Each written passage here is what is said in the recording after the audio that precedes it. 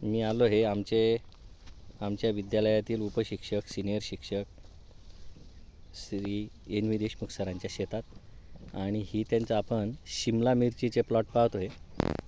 तर आता आम्ही काकडीचा प्लॉट पाहिला, पपईचा पाहिला. सर किती शेती आहे तुमची?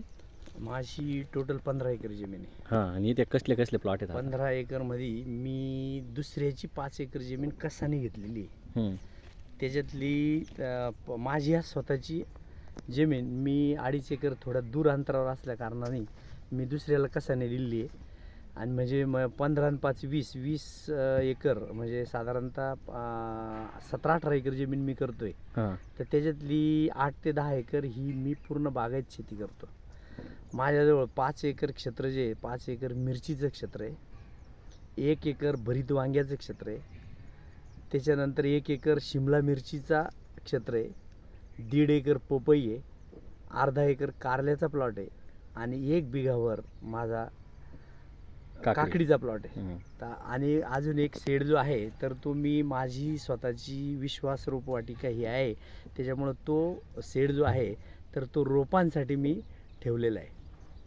तुमच्या नावाप्रमाणेच विश्वासार्ह त्या याला राहणारे रोपवाटिकेला. आणि छान सर, हे एवढं जे तुम्ही करतात, कारण तुम्ही नोकरी सांभाळून आणि सरांचं विशेष म्हणजे एक बघा, शिक्षक असतील, कोणी नोकरीवाला माणूस असेल, मुलांना विनाकारण इंजिनिअरिंगला पाठव, MBBSला पाठव एवढा खर्च करतात. नंतर त्या मुलात त्याचं आवड राहत नाही, नंतर तो फ्रस्ट्रेट पण होतो असे काही.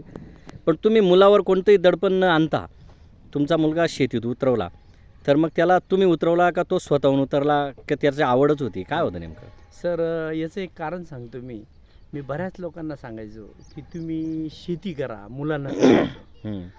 पण मला अशी एक भीती होती की जर एखाद्या व्यक्तीनं एखाद्या मुलाने सांगितलं असं, सर तुमचे डॉक्टर इंजिनियर बनवायचे ना, आम्हाला शेतीत पाठवायचं का, असं कोणी मला म्हणू नये. आणि योगायोग असा झाला की तो 6वीला असताना त्याने मला एक सांगितलं होतं की मी त्याची आवड जोपासली, ओळखली. त्याने सांगितलं की मला दादा मला भाकरीनं घडवलं हा जो पाठ आहे हा खूप आवडतो. 6वीला असताना 6वीला तो पाठ आहे. आणि त्या पाठाचं पूर्ण त्याने म्हणजे मला तो सांगितला त्याच्यामध्ये काय आहे काय नाही. आणि मग मी ते 6वीचं पुस्तक शोधलं त्याचं आणि त्या पुस्तकातून तो पाठ पण वाचला. त्याच्यानंतर त्याच पाठामध्ये एक कविता होती, मला म्हणू नकोस तू डंगर, ही बैलावर आधारित होती. मग तेव्हा माझ्या लक्षात आलं की याची जी आवड आहे तर ही आवड ही शेतीमध्ये आहे. आणि म्हणून मी ठरवलं की माझा मुलगा मी शेतीला टाकेल. त्याला बऱ्याच लोकांचा विरोध झाला. बऱ्याच लोकांनी सांगितलं की तुम्ही एक शिक्षक माणूस, तुम्हाला हे पटतं का तुमचा मुलगा. काहींनी असे पण विचार केला की नाही वयांचं हात पुरत नसेल वगैरे. पण मी सर्वांना सांगू शकतो की माझा मुलगा 12वी सायन्सला होता आणि त्याने एकच सांगितलं मला की मला जे बनायचं मी बनेल तर BSc ॲग्री बनवायचं, नाहीतर कुठलं BSc बी मला करायचं नाही किंवा काहीच करायचं नाही. पण योगायोग असा बॅड लक की त्याला मार्क्स थोडेफार कमी असताना आणि त्याच्यामुळं त्याला त्याचं BSc ॲग्री झालं नाही. आम्ही पैसे काही भरू शकलो नाही आणि त्यामुळं BSc ॲग्री न झाल्यामुळं मग त्याला म्हटलं माझा तू काय घरी राहतो का, घरी राहायचं नाही मग काय करायचं. मग त्याला म्हटलं चल आपण शेतात जाऊ. आणि मग ही शेतामध्ये आम्ही त्याला आणलं आणि माझी पूर्वीपासूनची शेतीची आवड होती ती त्याच्यात पण होती. आणि त्याच्यामुळं मी ठरवलं की BSc ॲग्रीचा माणूस आपल्या घरी एक दिवस नोकरीला ठेवू, तू घाबरू नको.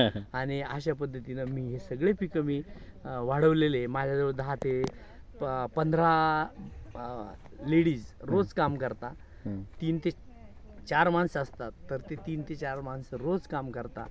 आणि अशा पद्धतीनं मी सर्व युवकांना सांगू शकतो की जर नोकरी लागली नाही तर नोकरीच्या मागं पळण्यापेक्षा तुम्ही जर शेती केली आणि चांगल्या प्रकारे शेती जर केली तर कुठलीही अडचण ही येऊ शकत नाही. उत्पन्नसुद्धा खूप मोठ्या प्रमाणात वाढू शकतं. बरोबर आहे, कारण शेतीलाच तुम्ही उद्योग मानलेला आहे.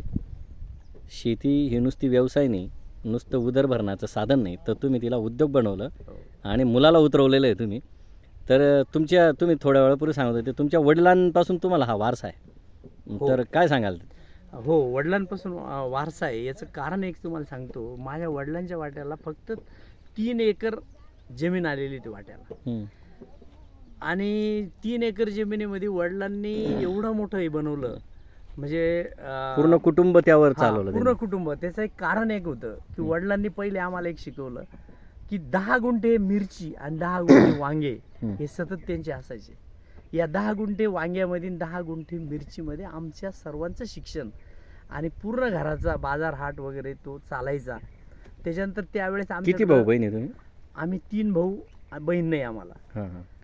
तर म्हणजे जो काही बाकीचा कपाशीचा उन्हाळी भुईमुग असायचा, ज्वारी असायची त्यावेळेस,